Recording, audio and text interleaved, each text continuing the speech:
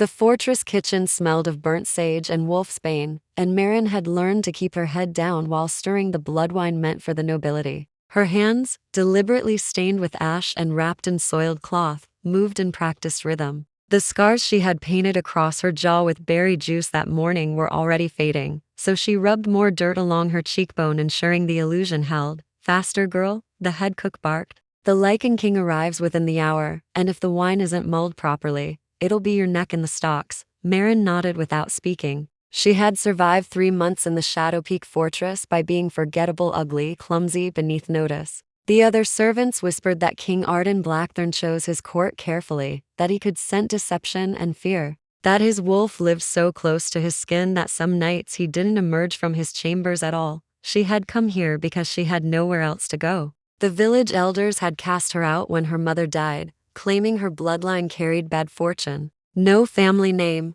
no dowry, no future. The fortress hired anyone willing to work during the king's curse season. And Marin had lied about her age, her strength, and her face. The great hall doors opened with a sound like thunder. Marin felt it before she saw anything, a pressure in the air, a tightening in her chest that made her breath catch. The wine ladle slipped from her fingers and clattered against the stone floor. Around her, every servant froze. "He's here," someone whispered. The head cook shoved Marin toward the corridor. "Take the wine to the hall, quickly." Marin's hands trembled as she lifted the heavy pitcher. She had avoided the great hall for weeks, kept to the kitchens and scullery, where the king never ventured. But now she had no choice. The corridor stretched endlessly before her, torches casting shadows that seemed to move with intent. Her heartbeat thundered in her ears. She could hear voices ahead, deep, commanding tones that resonated through the stone itself. When she stepped into the hall, she kept her eyes on the floor.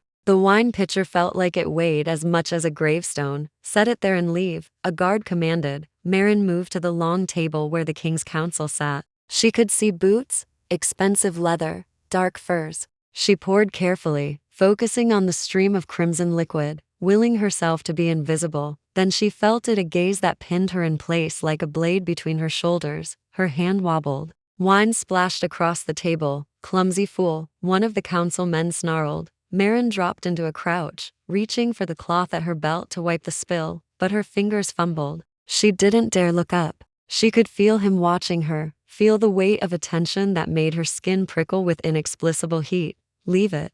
The voice was low, rough as gravel, edged with something that made every instinct in her body scream both danger and comfort. "Leave us." The command wasn't meant for her, but Marin fled anyway, abandoning the pitcher and stumbling back toward the kitchen entrance. Her shoulder hit the doorframe. She caught herself, gasping, and risked one glance backward. King Arden Blackthorn sat at the head of the table, and even from across the hall, she could see the gold burning in his eyes. Not human eyes. Not entirely. His hair was dark as midnight, his jaw sharp enough to cut, and his hands resting on the arms of his chair were too large, too powerful. Fingers tipped with nails that looked more like claws. He was staring directly at her. Marin ran. She didn't stop until she reached the servants' quarters, her lungs burning. She pressed her back against the cold stone wall and tried to steady her breathing. Her heart refused to calm. Something had happened in that hall, something she didn't understand. The other servants returned an hour later, whispering frantically.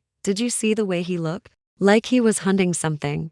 The curse is worsening. They say he hasn't shifted fully in weeks, he's trapped between forms." Marin pulled her threadbare blanket over her shoulders and curled onto her pallet. She touched the false scars on her face, making sure they still held. Tomorrow she would apply fresh berry stain, more ash, anything to keep herself hidden, because tonight, for just one moment, the Lycan King had seen her, and she had felt the air between them catch fire. Marin woke before dawn to the sound of screaming. She bolted upright on her pallet, heart hammering against her ribs. The other servants were already moving, pulling on their worn clothing with practiced speed. Through the narrow window, the moon hung swollen and red in the sky, what the fortress called the blood moon. The night when King Arden's curse turned violent. "Stay in the lower chambers," the head cook commanded, as she swept through the servants' quarters. "No one goes above the 3rd floor. No one enters the east wing. If you hear chains, you run the other direction." Marin's hands shook as she tied her apron.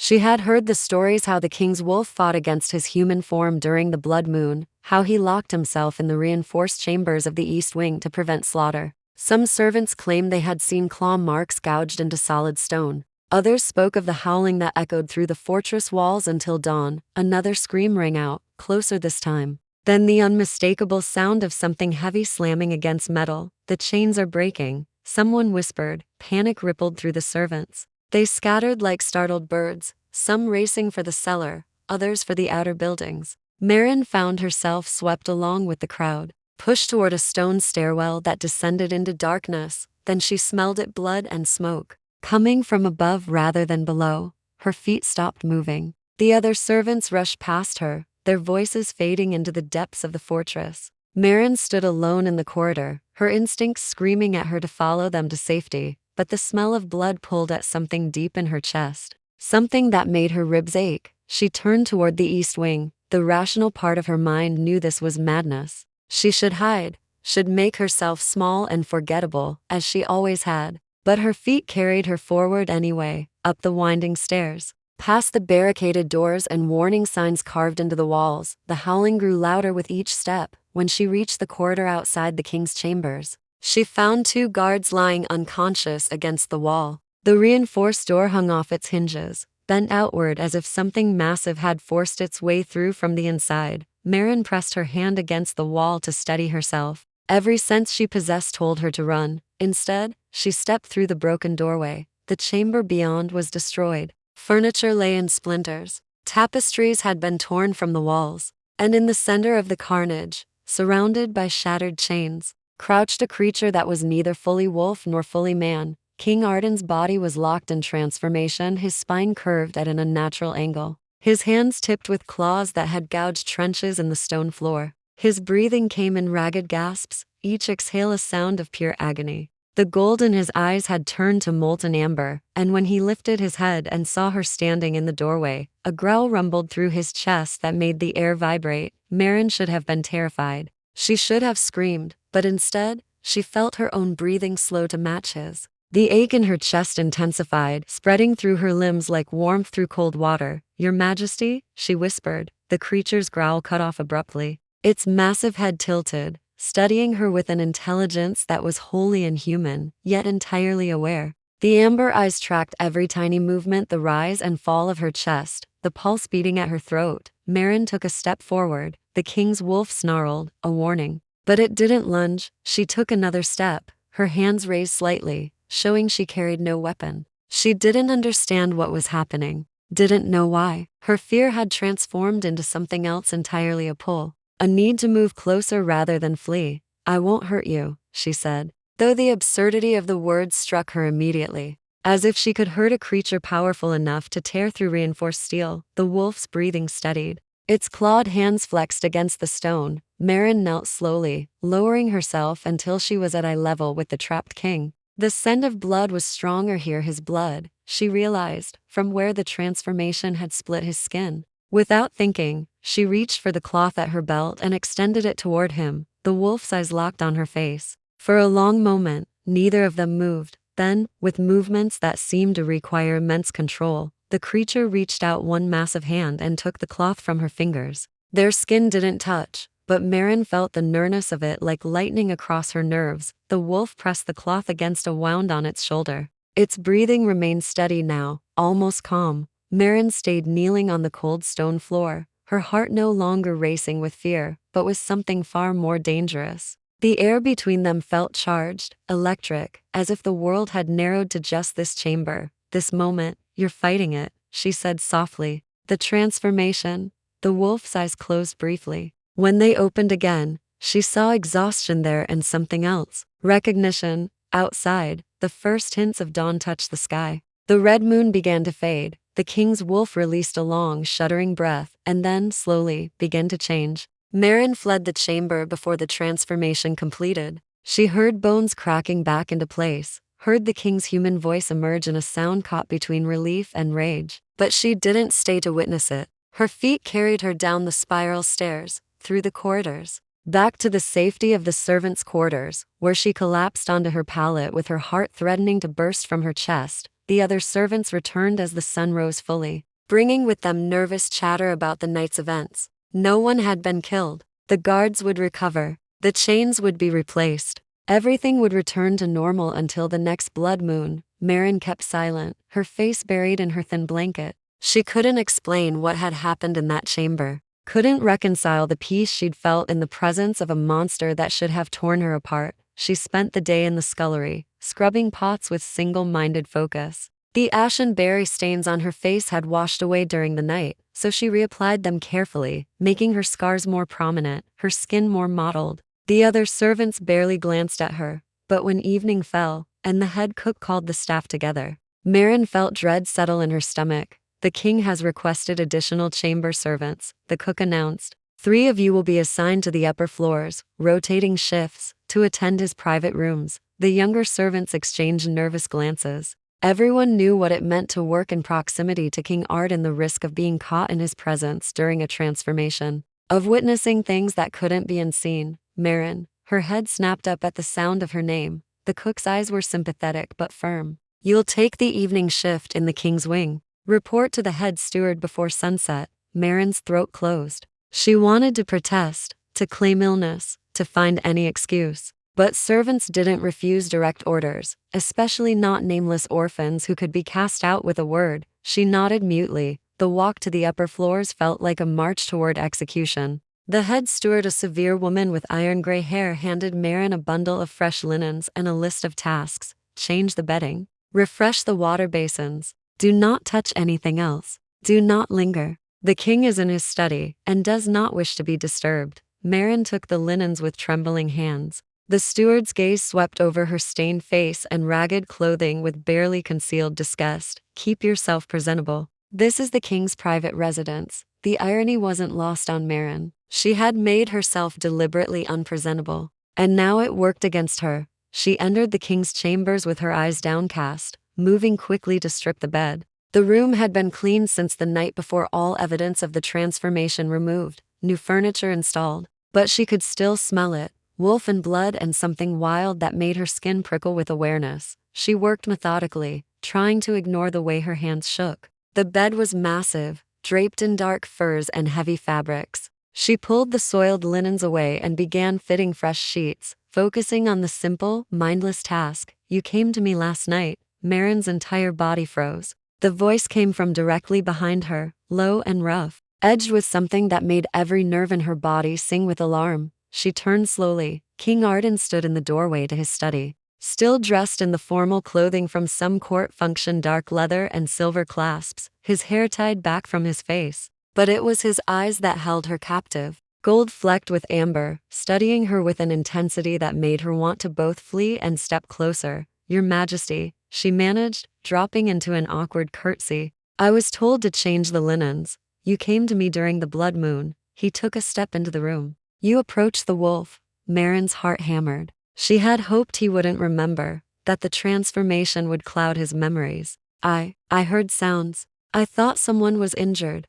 The guards were unconscious. The chains had broken." Another step closer. Any rational person would have run in the opposite direction. She had no defense against that truth. She lowered her gaze to the floor, studying the scars she had painted on her hands. "I'm sorry, Your Majesty. It won't happen again." Silence stretched between them. Marin could feel him studying her, could sense the weight of his attention like a physical touch against her skin. "Look at me." The command left no room for refusal. Marin lifted her eyes slowly, her breath catching when she met his gaze. The king's expression was unreadable, somewhere between confusion and something darker, more intense. He moved closer still, until only a few feet separated them. This close, she could see the faint scars along his jaw, the way his chest rose and fell with controlled breathing. "What is your name?" he asked. "Marin." Her voice came out barely above a whisper. "No family name, Your Majesty. I'm no one." His eyes narrowed. "You calmed the wolf." "I don't know what you mean." "The transformation was killing me." His voice dropped lower, intimate despite the distance between them. "The wolf was tearing me apart from the inside. And then you walked into that chamber, and everything stopped." Marin shook her head slightly. "That's not possible. I'm just the wolf recognized you." He cut her off, his gaze never leaving her face. "It knew your scent." Heat flooded through Marin's body. She took an instinctive step backward, her spine hitting the edge of the bed frame. "Your Majesty, I should finish my duties. Why do you hide your face?" The question struck her like a blow. Her hand flew to her cheek, to the false scars she had so carefully maintained. "I don't you smell of berry stain and ash?" King Arden's voice carried no accusation, only curiosity edged with something deeper. "You make yourself ugly deliberately." Marin's throat tightened. No one had ever noticed. No one had ever looked closely enough. "I needed work. The fortress doesn't hire pretty girls for the kitchens." "Smart." A ghost of a smile touched his mouth, gone as quickly as it appeared. "But unnecessary now." "What do you mean?" "You're reassigned. Effective immediately. You serve only my chambers. No other duties." Panic flared in Marin's chest. "Your Majesty, I'm not suitable for that position. I'm clumsy." You faced a transformed Lycan and didn't scream. His gaze held hers with unwavering intensity. "You're exactly what I need." The words hung in the air between them, heavy with implications Marin didn't want to examine. She could feel her carefully constructed invisibility crumbling, could feel the king's attention like sunlight burning through fog. "Please," she whispered. "I don't understand what's happening." Something shifted in King Arden's expression, a softening that made him look younger, more vulnerable. "Neither do I, but I intend to find out." He turned and walked back toward his study, pausing in the doorway without looking back. "Report here tomorrow at sunset.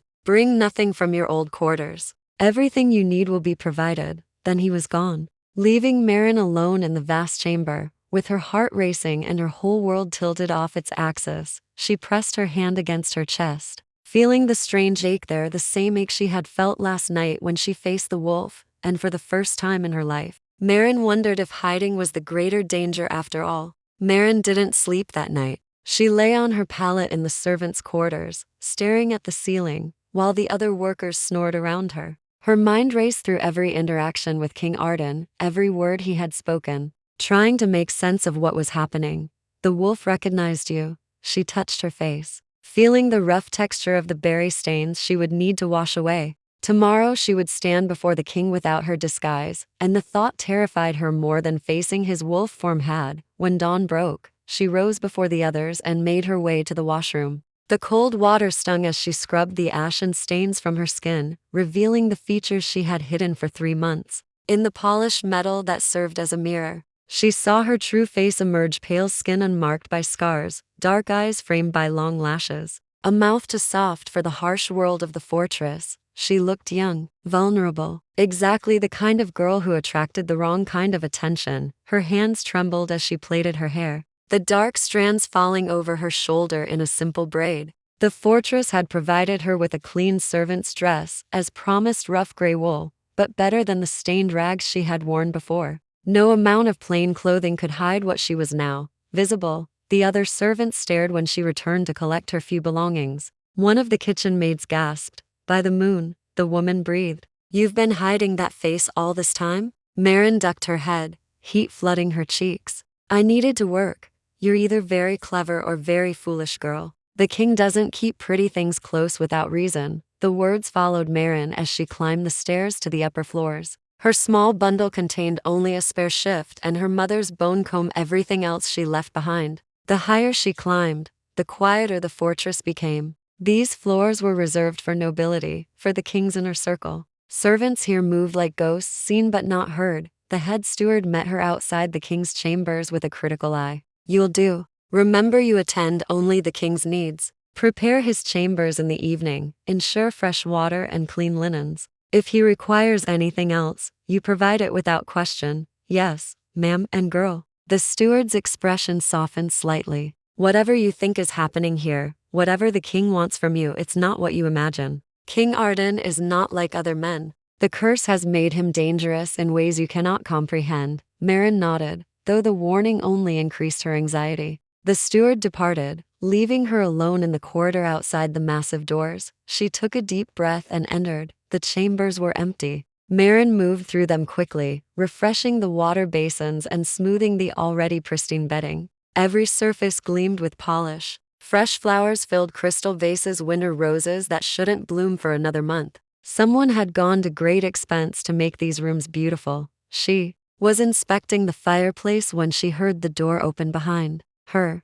"You washed your face." King Arden's voice made her spine straighten. She turned slowly, her heart already beginning its familiar race. He stood in the doorway, still dressed in his formal council attire, but his hair was loose around his shoulders now. The gold in his eyes seemed brighter in the firelight, and Marin found herself unable to look away. "You commanded it, Your Majesty? I commanded you to bring nothing from your old quarters. I said nothing about your face." He moved into the room, his steps measured and deliberate. "But I'm glad you did. I prefer honesty to disguise." Marin's fingers twisted in her apron. "Is there anything you require, Your Majesty?" "Yes." He stopped a few feet from her, close enough that she could smell leather and pine and something wild underneath. "I require answers. I don't understand. The mate bond." The words fell between them like stones into still water.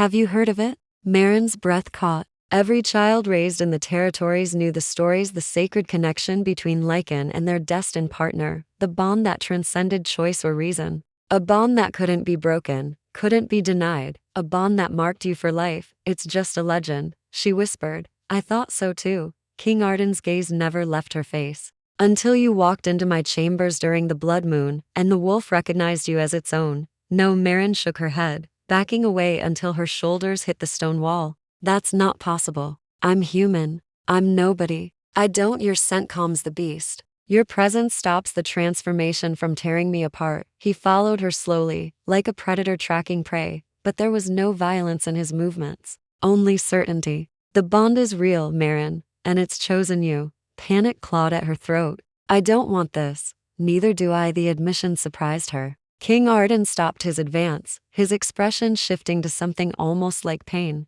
"I am cursed to transform against my will. I am bound by pack law and political alliances I cannot break. A mate bond would complicate everything I've built, everything I've fought to control. Then let me go." Her voice came out desperate. "Send me away. Pretend this never happened." "I can't." The words sounded torn from him. "The wolf has claimed you. If you leave, the bond will pull you back. If I ignore it, the transformations will worsen. We're connected now, whether we wish it or not." Marin felt tears burning behind her eyes. This couldn't be happening. She had spent her entire life making herself small, invisible, safe. And now she was bound to the most dangerous creature in the territories, bound by something she couldn't see or understand.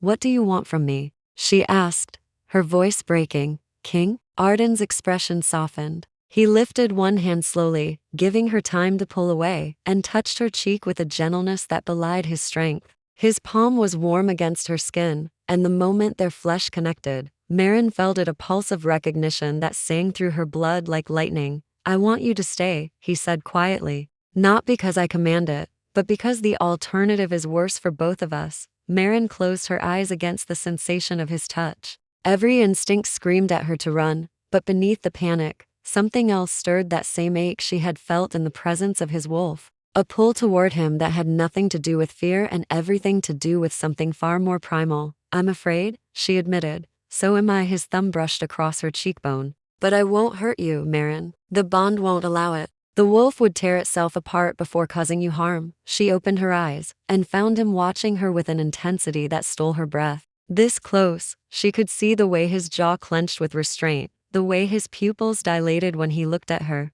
He was holding himself back, she realized, fighting the same pull she felt. "How does this work?" she whispered. "I don't know." A ghost of a smile touched his mouth. "The mate bond is rare, even among pure-blooded Lycans. For it to manifest between human and wolf, there are no precedents. So we're both lost, perhaps." His hand fell away from her face, and Marin felt the absence like cold water. "But we'll navigate it together." The words should have comforted her. Instead, they only deepened her fear, because Marin had learned early that nothing good came from being chosen, from being noticed, and now she had been claimed by forces she couldn't begin to understand. King Arden stepped back, giving her space to breathe. "You'll stay in the adjoining chamber. Your duties remain as stated. Attend my rooms, ensure my needs are met." "But Marin?" He waited until she met his gaze. "You are not a servant here. Not anymore. You are mine, and I protect what's mine." The possessiveness in his voice should have frightened her. Instead, it sent heat curling through her stomach, a response she didn't want to examine too closely. She nodded, not trusting her voice. "King." Arden turned toward his study, pausing at the threshold. "The next blood moon is 3 weeks away. We have until then to understand this bond, to learn how to manage it, and if we can't. He looked back at her, and in his eyes, she saw the wolf lurking just beneath the surface. Then we pray the bond is strong enough to keep me from killing us both. The door closed behind him, leaving Marin alone with her racing heart and the terrifying knowledge that her life would never be ordinary again. She touched her cheek where his hand had rested. Feeling the warmth still lingering on her skin, the bond burned, and Marin knew, with a certainty that terrified her, that there was no escape from this fire. Marin couldn't bring herself to enter the adjoining chamber King Arden had mentioned. Instead, she spent the night curled in the window seat of his main room, watching the moon track across the sky. Sleep felt impossible when her entire world had shifted on its axis. The mate bond. She turned the words over in her mind, testing their weight.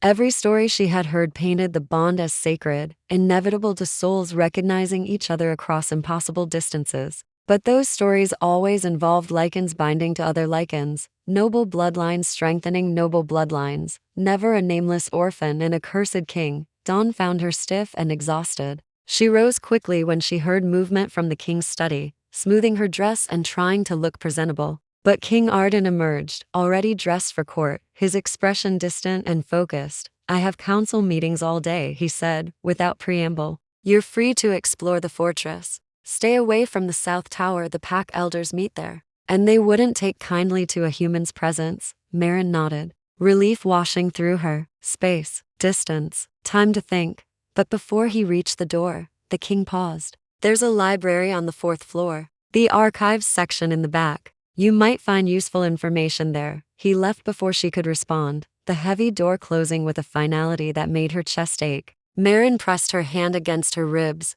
confused by the sensation. It felt like loss, like watching something precious walk away. The bond, she realized, already pulling at her. She forced herself to eat the breakfast that had been left on a tray: fresh bread, honey, berries that tasted like summer. Food she had never been allowed to touch in the kitchens. Then she made her way to the 4th floor, following the king's cryptic suggestion. The library was vast, its shelves climbing toward vaulted ceilings painted with constellations. Marin had never seen so many books in one place. She wandered through the aisles, fingers trailing over leather spines, until she found the archives section tucked behind a heavy curtain. These books were older, their pages yellowed and fragile. She pulled volumes at random, searching for anything about mate bonds, about curses, about the connection between human and Lycan. Most offered only legends, romanticized tales of perfect unions and eternal devotion. But then she found a slim journal bound in dark leather, its pages filled with cramped handwriting, research notes on lunar afflictions and the severing of bonds. The title page read, "By Healer Alar, a Moon Whisper." Marin's heart quickened as she read, "The mate bond, once formed, cannot be broken by conventional means. However, in cases where one partner carries a curse or affliction incompatible with the bond's nature, the connection may cause more harm than healing. I have documented 3 cases where the bond itself became a conduit for the curse, spreading from Lycan to human mate with devastating results." The words blurred as Marin's hands began to shake. In the case of King Aldrich the Black, his mate bond to the human healer Syrah proved catastrophic. The king's lunar curse, which forced transformation during the blood moon, began to manifest in his human mate as well. Within 6 months, Syrah showed signs of shifting consciousness during the full moon. Within a year, she died in agony as her human body attempted a transformation it could never complete. Marin slammed the book shut, her breath coming in short gasps. This was what the bond meant. Not romance, not salvation, death. "I thought you might find that particular volume." She spun around to find an elderly woman standing between the shelves. The stranger wore robes marked with the symbols of a pack healer, her silver hair bound in intricate braids. "Who are you?" Marin demanded. "Healer Wren. I serve King Arden's court." The woman's eyes were sharp, assessing. "And you are the human girl who calmed the king's wolf during the blood moon." "The fortress is alive with rumors." Marin pressed back against the shelves. "I didn't mean to. The bond chose you." "Intent is irrelevant." Wren moved closer, her movements measured. "But you should know what you've walked into, child. The king's curse is ancient and powerful. His great-grandfather angered a witch by breaking a betrothal contract. She cursed the bloodline every male heir would be unable to control their transformation during the blood moon. trapped between forms until the curse killed them or drove them mad. King Arden has survived this long, Marin said, though her voice wavered, because he has iron will and extensive safeguards. The chains, the reinforced chambers, the isolation, Ren's expression turned grim. But the curse is worsening. Each blood moon brings him closer to losing himself completely. That's why the bond is both gift and danger. The book said the curse could spread to me. It could. Ren didn't soften the truth. Or the bond might stabilize his transformations, might give him enough anchor to control the beast. No one knows. Mate bonds between human and cursed Lycan are too rare to predict. Marin's legs felt weak. She sank onto a nearby bench, the leather journal clutched against her chest. What am I supposed to do? That depends on what you want. Ren sat beside her, her voice gentling. The bond can be managed if not broken. There are rituals that can dampen the connection, keep it from deepening. You could live in the fortress, serve the king's needs, but never fully complete the mate claim. It would be painful for both of you, but survivable. And the alternative? Accept the bond fully. Let it deepen and strengthen. Ren met her gaze steadily. But know that doing so ties your fate to his completely. If the curse consumes him, it may consume you as well. If he dies, the bond will shatter you. There is no safety in that path, child. Only devotion and danger. Marin thought of the way King Arden had touched her cheek, the gentleness in his eyes, despite the wolf lurking beneath. She thought of facing his transformed shape in that destroyed chamber, of feeling peace instead of terror. He doesn't want this either, she said quietly. He told me the bond complicates everything. King Arden has spent his entire life in control of his kingdom, his pack, his curse. Ren's smile was sad. The mate bond strips away control. It demands surrender. That terrifies him more than any transformation. Then maybe the ritual to dampen it is best. For both of us. Ren studied her for a long moment. Is that what you truly want? Or are you afraid of wanting something different? The question struck too close to truth. Marin had spent her whole life making herself small, invisible, wanting nothing, because wanting led to disappointment. But the bond whispered of possibilities she had never dared imagine: being seen, being chosen, being worth something to someone. I don't know, she admitted. Then learn. Ren stood, smoothing her robes. You have 3 weeks until the next blood moon. Use that time to understand what you're facing. Spend time with the king. Let the bond show you what it offers before you decide to cage it. And if I decide I can't do this, then I will perform the dampening ritual myself. Ren's expression turned kind. But Marin, the bond chose you for a reason. Perhaps you should discover what that reason is before you run from it. The healer left, her footsteps echoing through the library. Marin sat alone with the journal, reading and rereading the terrible histories of bonds gone wrong. But beneath the fear, something else stirred: curiosity, wonder, the dangerous question of what if? What if the bond was meant to save them both?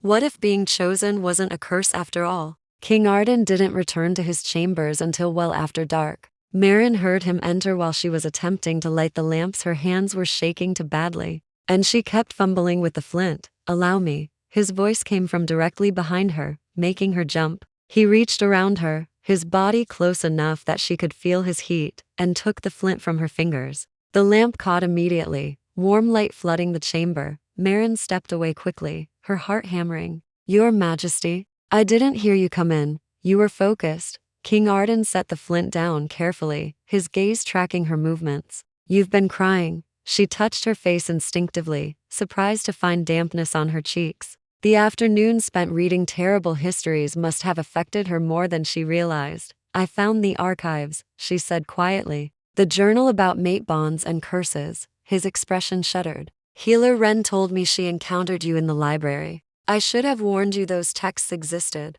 Why didn't you? Because I wanted you to make an informed choice. He moved to the window, staring out at the darkening sky. The bond is dangerous, Marin. More dangerous than I initially admitted. If you want to leave, the healer said, there's a ritual to dampen the connection. The words hung in the air between them. King Arden went very still, his shoulders rigid beneath the formal clothing he still wore from court. That's one option, he said carefully, but not the one you want. He turned to face her, and the raw honesty in his expression stole her breath. I am a selfish creature, Marin. The wolf wants you close. It wants the bond to deepen, to complete. Every instinct I possess demands I claim you fully. Heat flooded through Marin's body at the words. But you won't. No, his voice turned rough. Because you deserve choice. You deserve freedom. I won't trap you in a fate you didn't ask for. The distance between them felt insurmountable and too close all at once. Marin wrapped her arms around herself, trying to contain the confusing swirl of emotions the bond dragged to the surface. I don't know what I want, she admitted. Everything in my life has been about survival, about staying invisible. This, she gestured helplessly between them. This is the opposite of invisible. It is. King Arden's mouth curved into something that wasn't quite a smile. The mate of a Lycan King is never invisible. You would be thrust into court politics, pack dynamics, constant danger. You're trying to scare me away. I'm trying to be honest. He crossed the room slowly, stopping when a few feet still separated them. But Marin? I'm also trying very hard not to influence your decision. Because if I told you what the wolf wants, what I want, what? The word came out breathless. His eyes burned gold in the lamplight. I would beg you to stay, to let the bond complete, to take the risk with me. Marin's breath caught. No one had ever wanted her to stay before. No one had ever thought her worth begging for. The journal said the curse could spread to me, she whispered. That I could die trying to transform. I know. Pain laced his words. That's why I will understand if you choose the dampening ritual. It would be the wise choice, but not what you want. What I want doesn't matter. He turned away, his hands clenching into fists at his sides. I've taken enough from this world through violence and necessity. I won't take your life as well. Marin stared at his rigid back, at the tension carved into every line of his body. The bond pulled at her, urging her forward, begging her to close the distance and touch him. To offer comfort, the healer said I have until the next blood moon to decide, she said quietly, then use that time wisely. Learn everything you can. King Arden's voice steadied. And tomorrow night, if you're willing, I'll show you what the bond could offer. If you choose to accept it, show me how. He looked back at her, and something wild flickered in his expression. The wolf wants to run, to hunt. The bond makes that possible in ways I've never experienced before, a shared consciousness, a connection that allows the beast to emerge without losing control. His gaze intensified. I want to show you that side of me, Marin, the wolf that claims you as mate, but only if you're brave enough to face it. Every rational thought told her to refuse, but the bond sang in her blood, whispering yes, yes, yes. Tomorrow night, she agreed, her voice steadier than her racing heart. Show me. King Arden's eyes flared bright gold, the wolf rising to the surface. For a moment, Marin thought he might cross the distance between them, might touch her the way he had before. But he mastered himself with visible effort, stepping back instead. Tomorrow then, sunset, meet me at the eastern gate. He left her alone in the chambers, retreating to his study with the controlled movements of someone fighting their own instincts. Marin sank onto the edge of the bed, her whole body trembling. She had agreed to hunt with a wolf. Either she was braver than she'd ever known, or she was walking willingly toward her own destruction. The bond hummed beneath her skin, pleased by her decision, and Marin realized with terrifying clarity that she was already lost. The wolf had claimed her, and some part of her, the part that had spent a lifetime hiding, wanted desperately to be claimed. Marin spent the next day in a state of nervous anticipation. She tried to distract herself with tasks organizing the king's chambers, reading more carefully selected texts from the library, anything to keep her mind from dwelling on what evening would bring. But as sunset approached, her anxiety transformed into something else: excitement, longing. The bond pulled at her with increasing intensity. As if it sensed what was coming, she changed into the simplest dress she owned, dark blue wool that wouldn't show dirt or tears. Her hands shook as she plaited her hair back tightly. She had no idea what hunting with a Lycan entailed, but she suspected court finery would be inappropriate. King Arden was already waiting at the eastern gate when she arrived. He had changed from his formal clothing into plain leather breeches and a loose shirt, his hair unbound. He looked younger like this, less like a king and more like the dangerous creature that lurked beneath his skin. You came, he said, and she heard relief in his voice. I said I would. His mouth curved. Many people say things they don't mean. I'm glad you're not one of them. He led her beyond the fortress walls, into the forest that bordered the eastern territories. The trees grew thick here, their branches forming a canopy that blocked the fading light. Marin stumbled over roots and undergrowth, but King Arden moved with predatory grace, his steps sure and silent. They reached a clearing where moonlight filtered through the leaves. King Arden stopped at the center, turning to face her. "The transformation is always painful," he said quietly. "But outside the blood moon, I have control. The wolf will recognize you. It won't harm you. I believe you," Marin said, surprised to find it was true. Something shifted in his expression: gratitude, wonder. "The bond allows us to share consciousness during the shift. You'll feel what I feel, sense what the wolf senses. It will be intense. I'm ready." King Arden removed his shirt slowly, revealing a torso marked with scars from countless transformations. Marin's breath caught at the sight of him, powerful and scarred and beautiful in a way that made her chest ache. "Don't be afraid," he said. Then he began to change. Marin had witnessed it before, during the blood moon, but that transformation had been violent and chaotic. This was different, controlled, deliberate. His bones shifted with audible cracks, his body expanding and reshaping. Dark fur rippled across his skin. His face elongated into a wolf's muzzle, and his eyes remained golden, intelligent, and fixed on her. The wolf that stood before her was massive, easily twice the size of a natural animal. Its fur was black as midnight, its muscles coiled with lethal power. But when it looked at her, Marin felt no fear, only recognition. The bond flared to life between them, and suddenly Marin could feel everything: the wolf's acute senses, the way it could taste her scent on the air, the overwhelming need to protect and claim and cherish. She gasped, staggering under the weight of the shared consciousness. The wolf moved closer, its steps careful and measured. It lowered its massive head and nudged her hand gently. Marin's fingers sank into thick fur, and the sensation overwhelmed her. Touching the wolf felt like touching King Arden, like the bond itself made physical. She felt his contentment ripple through the connection, felt the way the beast settled under her touch. "Mine." The wolf's consciousness whispered through the bond. "Safe, perfect, mine." "Yes," Marin breathed, not sure if she was answering the wolf or acknowledging the truth of the bond. The wolf rumbled, not a growl, but something closer to a purr. Then it turned its head toward the forest, ears pricked forward. Through the bond, Marin felt its intention. "Run with me.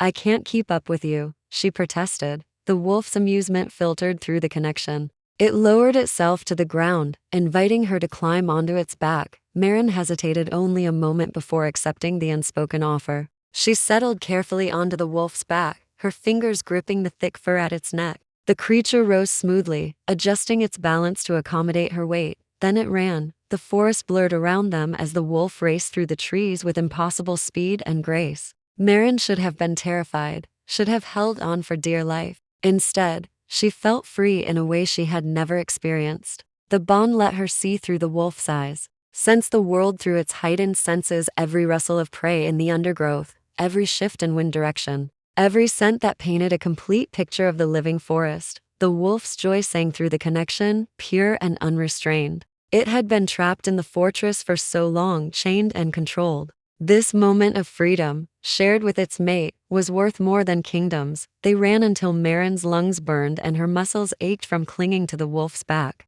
Only then did the creature slow, returning to the clearing where the transformation had begun. Marin slid from its back, her legs trembling. The wolf nuzzled against her shoulder, its breathing steady despite the exertion. "That was incredible," she whispered. The wolf's pleasure rippled through the bond. Then, slowly, it began to change back. The transformation reversed with the same controlled precision. Within moments, King Arden stood before her again, human, naked except for his discarded breeches which he pulled on quickly. His chest heaved with exertion, and his eyes still glowed with traces of gold. "You felt it," he said. "Not a question. Everything." Marin's voice shook. "The way the wolf sees the world. The freedom." She stopped, unable to articulate the depth of connection she had experienced. "The bond," King Arden finished. He moved closer, his movements still carrying traces of the wolf's predatory grace. "That's what it could be between us, Marin. Not just physical. A sharing of consciousness, of experience. The wolf has never felt that before. Never trusted anyone enough to allow it." Marin looked up at him, seeing both man and beast in his expression. "Why me?" "I don't know." His hand lifted, hesitating before touching her face. "But the bond doesn't lie. You are meant for this. For me."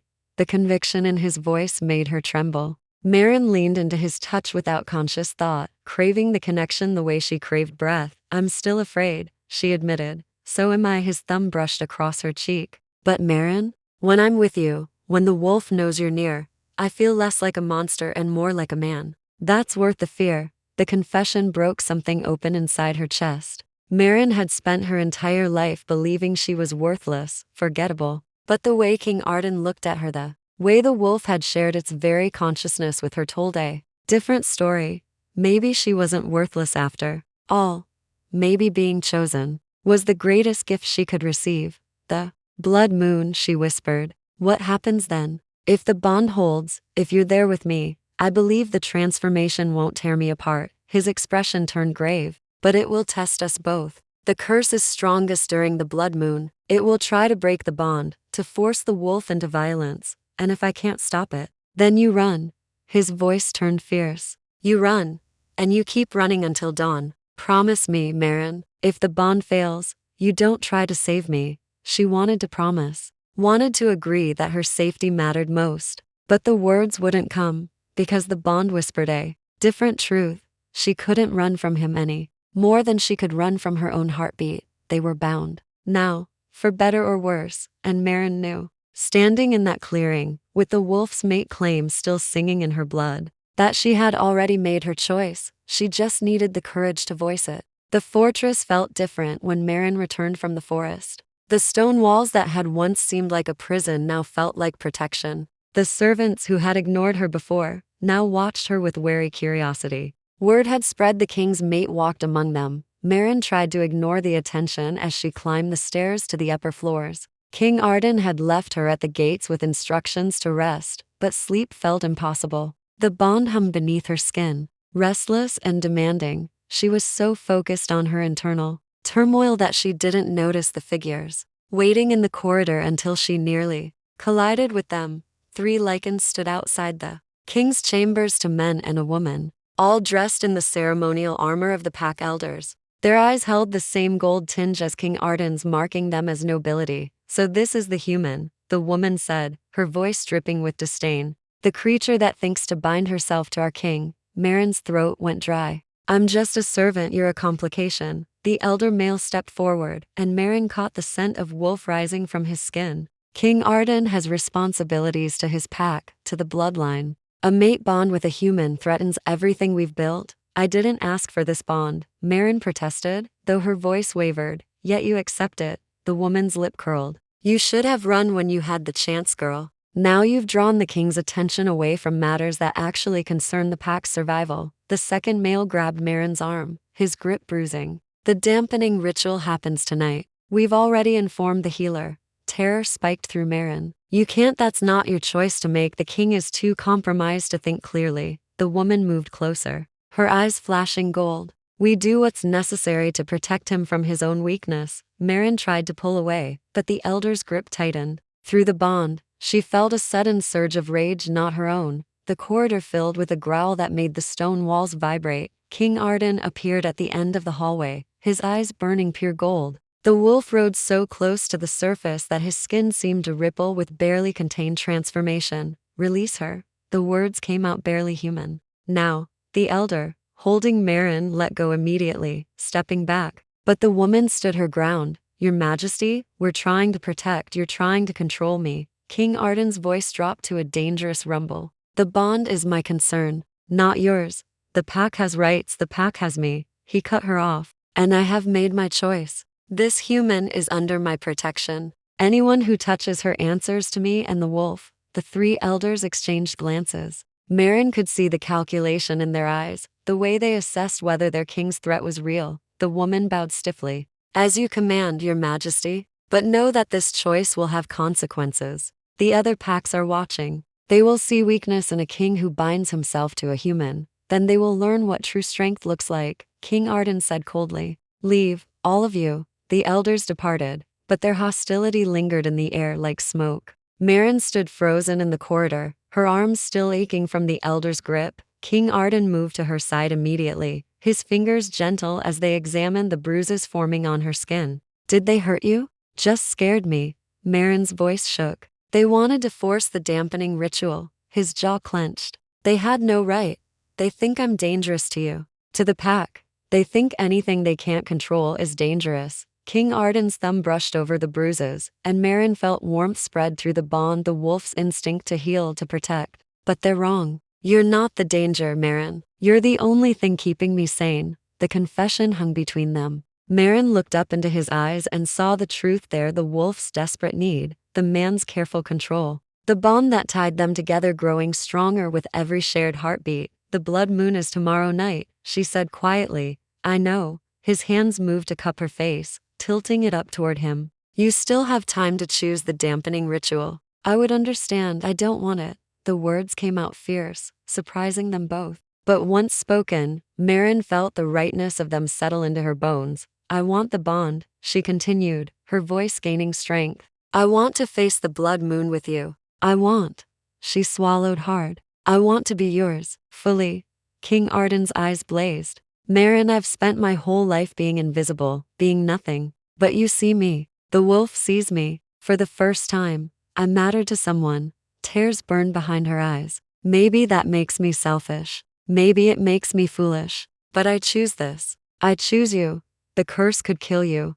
Then I'll die having been chosen by a king. She pressed her hand against his chest, feeling his heart racing beneath her palm. That's more than I ever thought I'd have. King Arden made a sound caught between a growl and a groan. He pulled her against him, his arms wrapping around her with desperate strength. Marin felt the bond flare bright between them, felt the wolf's triumph singing through the connection. You're sure? He whispered against her hair. Because once I claim you fully, once the bond completes, there's no going back. I'm sure. He pulled back just enough to look at her, his expression raw with emotion. Then tomorrow night, during the blood moon, we complete the bond. Whatever happens, we face it together. Marin nodded, her heart pounding. She had made her choice. Now she just had to survive it. The fortress fell silent as the blood moon rose. Marin stood at the window of King Arden's chambers, watching the moon turn from silver to crimson. Every servant had retreated to the lower levels. Every Lycan had locked themselves away.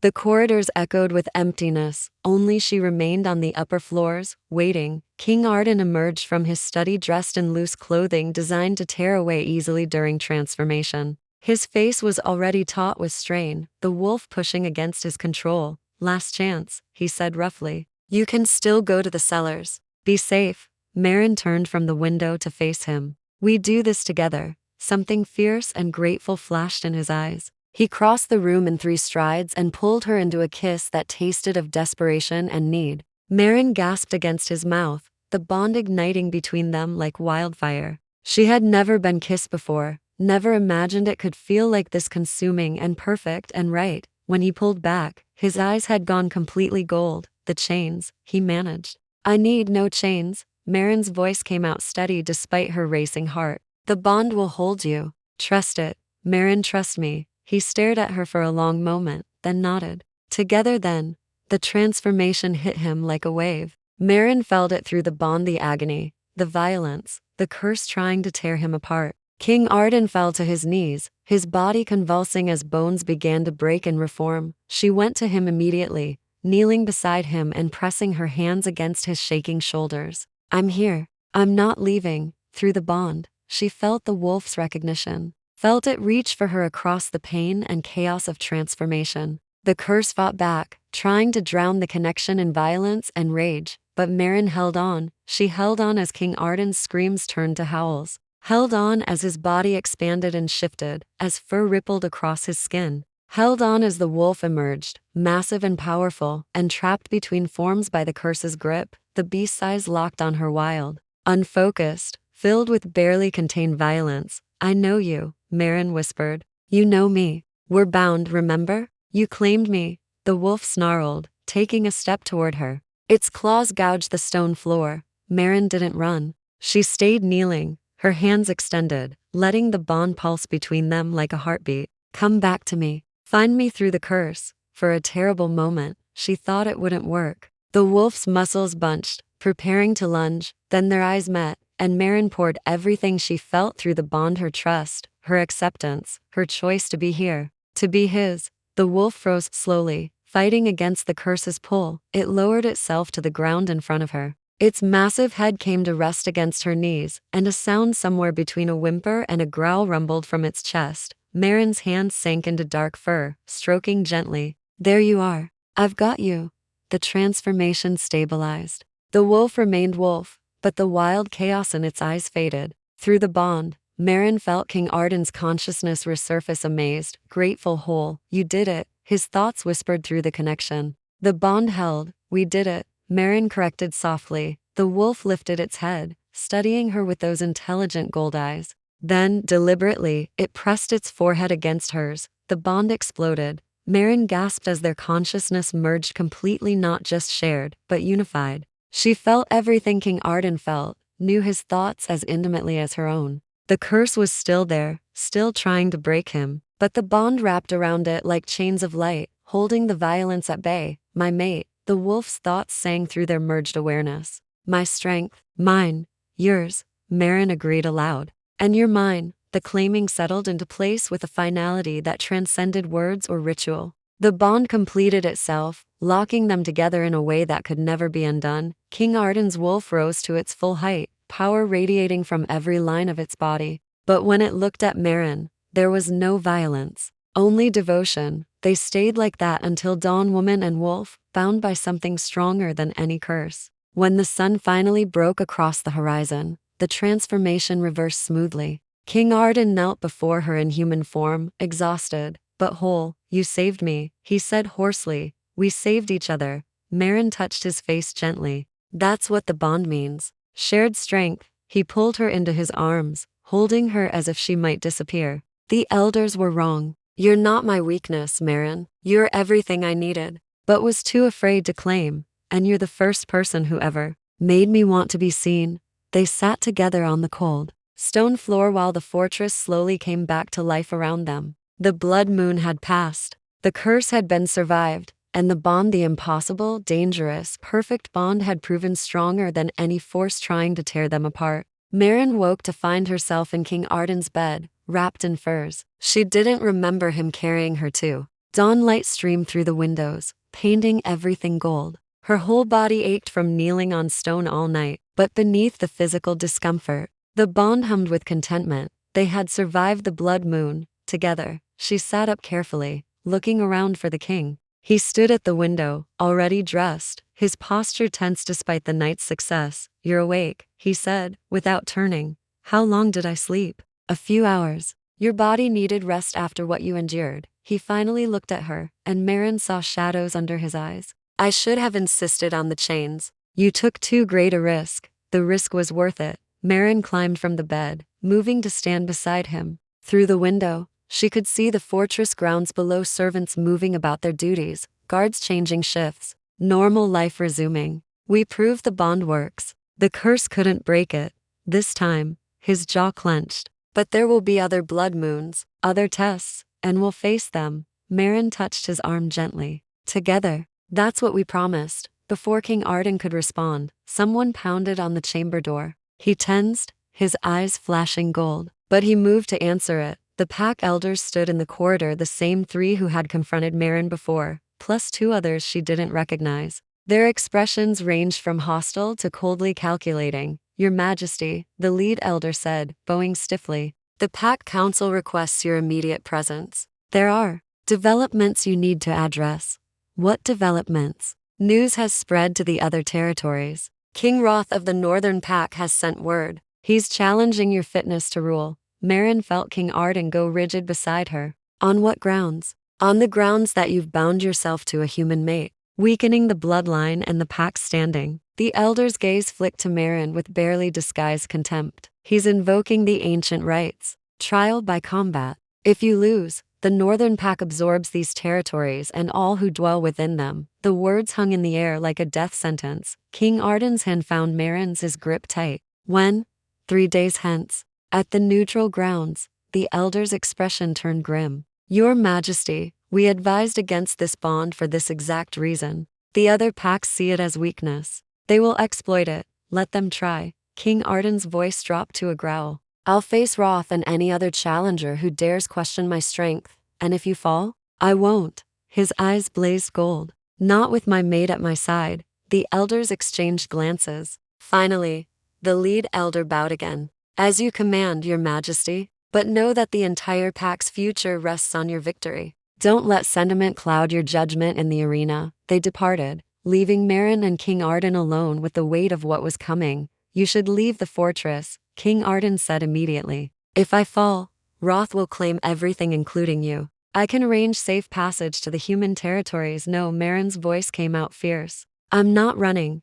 Marin, you said we're bound. That means I stand with you, even in this. She moved to face him fully, taking both his hands in hers. If you fight for our future, then I fight too, in whatever way I can. Something shifted in his expression, pride mixing with fear. You're too brave for your own good, or maybe I finally have something worth being brave for. He pulled her close, resting his forehead against hers in the gesture the wolf had used during their claiming. 3 days. We have 3 days to prepare, then we'd better not waste them. The next 3 days passed in a blur of preparation. King Arden spent hours in the training yard, sparring with his strongest warriors, while Marin watched from the walls above. She could feel every blow through the bond, every spike of adrenaline and pain. It terrified her and amazed her in equal measure, the way he moved with such lethal grace, the way the wolf lurked just beneath his skin, ready to tear apart anyone who threatened what was his. But it was the nights that revealed the true depth of what they had built. After each brutal training session,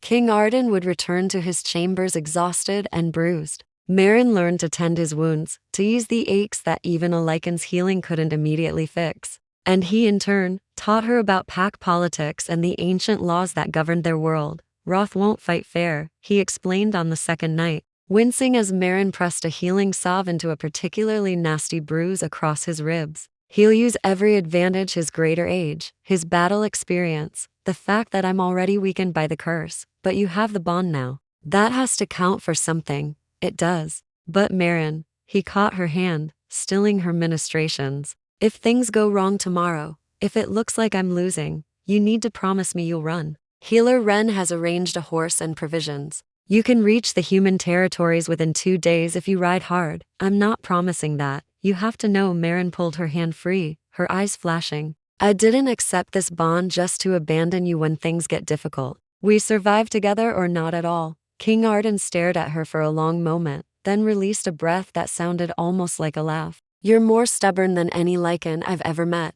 Good. You're stuck with me now. He pulled her down onto the bed beside him, wrapping his arms around her despite his injuries. Marin settled against his chest, listening to the steady beat of his heart. Tell me about her, she said quietly. The witch who cursed your family. King Arden was silent for so long she thought he wouldn't answer. Then, her name was Morgana. My great-grandfather promised to marry her daughter, to unite witch and Lycan bloodlines. But when he saw my great-grandmother, a Lycan princess from the Eastern Territories, he broke the betrothal without warning or compensation. That's why she cursed him. She cursed the entire male line. Every firstborn son would be unable to control their wolf during the blood moon, would be torn between forms until the curse drove them mad or killed them. His arms tightened around her. My grandfather died at 30. My father lasted until 35. I've made it to 28 by sheer stubbornness and very strong chains, and now the bond. And now you. He pressed a kiss to the top of her head. You've given me something I never thought I'd have, Marin. Hope.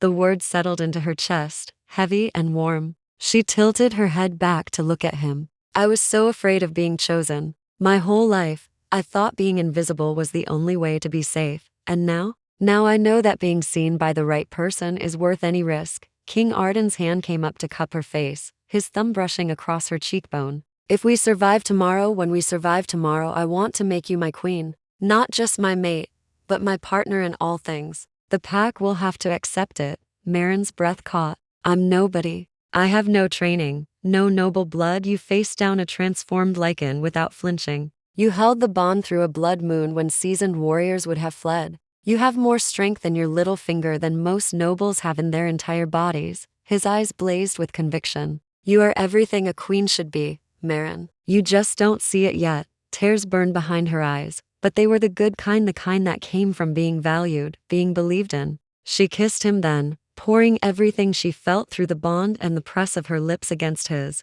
When they finally broke apart, both breathless, King Arden rested his forehead against hers. Tomorrow, he whispered, Tomorrow we show them what true strength looks like. Tomorrow, Marin agreed. Together, they fell asleep in each other's arms, the bond wrapped around them like armor, preparing for the battle that would determine their future. The neutral grounds lay in a valley between territories, a vast circle of ancient stones that had witnessed countless challenges over the centuries. Marin stood at the edge of the gathering crowd, her heart pounding as she watched King Arden stride into the center of the arena. King Roth of the Northern Pack waited on the opposite side, a massive Lycan with silver-streaked hair and scars that spoke of a lifetime of violence. He was older than Arden by at least 2 decades, his body thick with muscle and power. The pack elders from both territories stood as witnesses, their faces grave. Healer Ren had positioned herself near Marin, her presence a small comfort. The challenge is issued and accepted, the lead elder announced, her voice carrying across the valley. Trial by combat. The victor claims all territories and subjects of the defeated. There will be no mercy, no surrender. This ends when one king falls. Marin's hands clenched into fists. Through the bond, she felt King Arden's focus, his determination. But she also felt his fear, not for himself, but for her. Don't watch, his thoughts whispered through their connection. Go back to the fortress. Never, she sent back fiercely. I'm here. I'm not leaving. She felt his mixture of frustration and love pulse through the bond.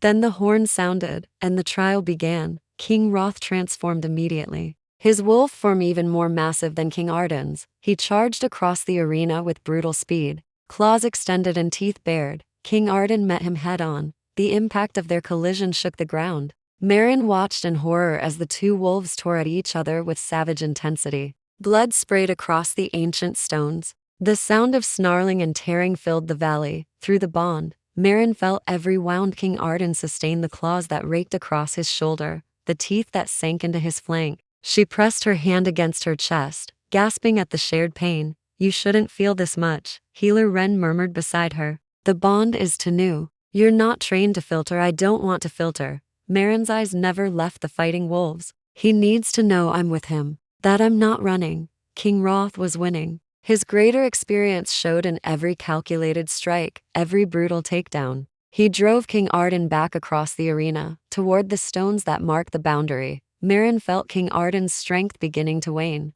felt the curse stirring beneath his skin, threatening to break his control at the worst possible moment. No. She thought desperately through the bond. You don't get to lose. Not when we've come this far. She poured everything through the connection, every ounce of faith she had in him, every moment they had shared, every reason he had to keep fighting. The bond blazed bright between them, and Marin felt the curse recoil from that light. King Arden's wolf rallied. He caught King Roth's next lunge and twisted, using the other Lycan's momentum against him. They went down in a tangle of fur and claws, rolling across the blood-stained ground. The fight became more vicious. Both wolves were wounded now, bleeding from dozens of gashes. But King Arden fought with renewed fury, the bond fueling his strength in ways King Roth couldn't match, because King Roth fought alone, and King Arden had Marin. The final exchange happened so quickly, Marin almost missed it. King Roth lunged for King Arden's throat, a killing blow. But Arden was ready. He dropped low at the last second,